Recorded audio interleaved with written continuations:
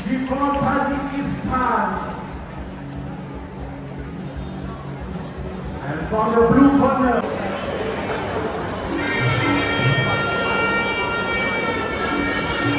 Барына белек.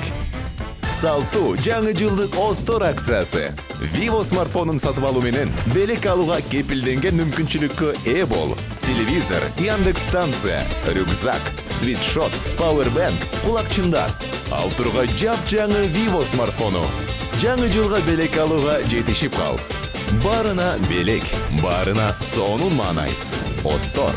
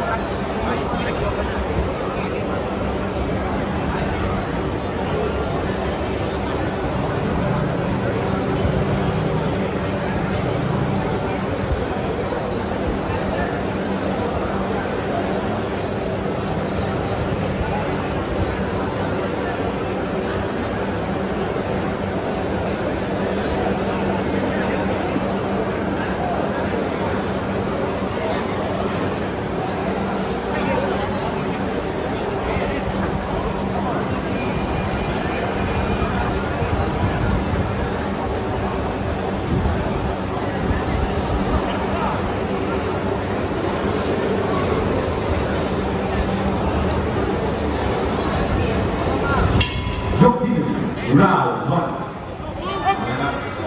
Tajikistan and Thailand. The record of Tajikistan. Farah Tiger Muay Thai.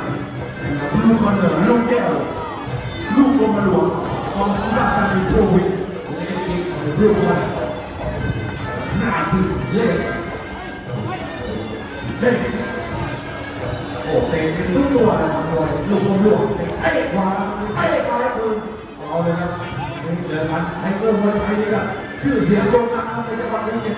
เอาแล้วมาเจอกับลูกบอลลูกจากสุราษฎร์ธานี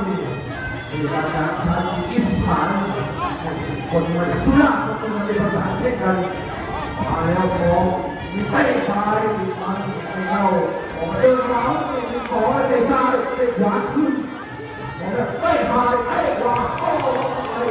มาเข้าไปลื่นขึ้นเข้าไปเตะซ้ายเตะขวาเอาเลยครับ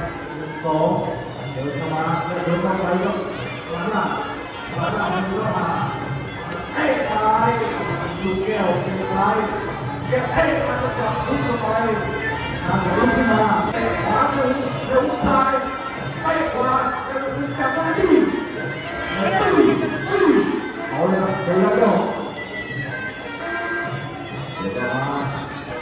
ก็ใหม่มาล่าแล้วก็มาล่าแล้วเตะทีแต่หลอกจะเตะจะเป็นทีมีพลิกหน้าแข้งด้วยโอ้คุณมาดีเราไปเรียนตีเตะขวาเตะซ้ายคืนแล้วก็มาเตะซ้ายติดมาเตะขวาแล้วก็จับขึ้นเข้าไปหมดยกที่หนึ่งเห็นของเรานะมันเป็นผู้รับทันกัน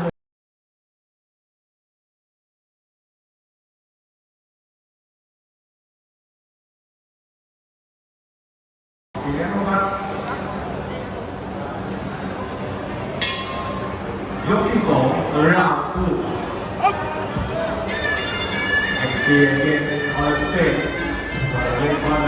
เป็นเล็กที่ลูกคอร์ดไรที่คอร์ดเล็กเรคอร์ดFarah is one of the blue Farah 1, 2, 3